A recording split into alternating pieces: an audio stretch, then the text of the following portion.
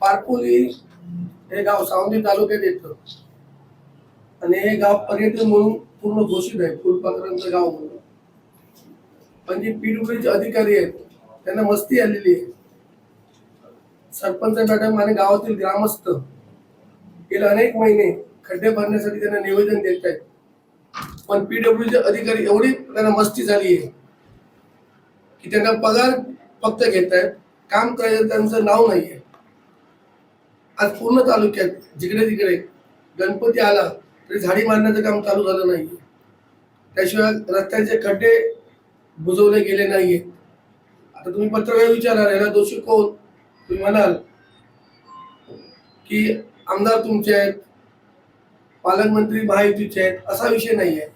त्यांच्याकडे पैसे आहेत, त्यांच्याकडे पैसे आलेले आहेत, पण एवढी मस्ती आहे, त्यांना फुकट बसून पगार खायची सवय झालेली आहे.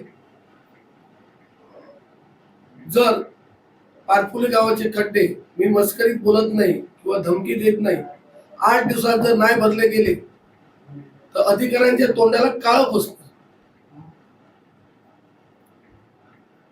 8 दिवसात झालं पाहिजे. पर्यटन गाव आहे, अनेक विदेशी पर्यटक किंवा देशी पर्यटक फुलपाखरं बघण्यासाठी तिथे येतात.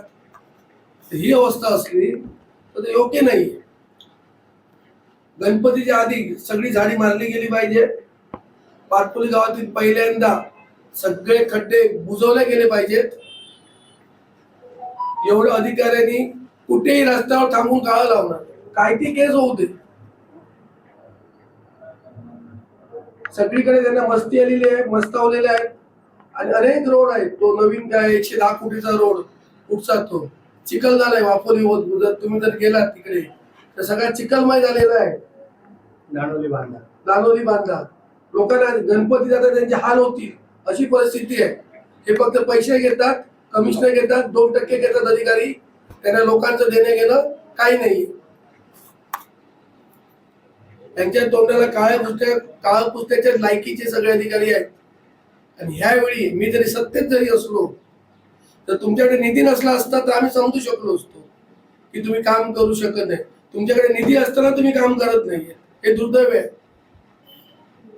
त्याच्यामुळे अधिकाऱ्यांनी स्वतः सरपंच मॅडम आले, सदस्य आले, आमचे उपसरपंच आहेत. त्याच्यामुळे सगळ्यांनी पत्रकारांना विनंती आहे, हा तालुका तुमचा पण आहे. तुम्ही सुद्धा या तालुक्यातील एक नागरिक आहात, प्रतिष्ठित तुम्ही सगळे नागरिक आहात. यांना जाग आणण्यासाठी ज्या पद्धतीत तुम्हाला न्यायचं आहे ते तुम्ही लिहा अशी मी तुम्हाला विनंती करतो.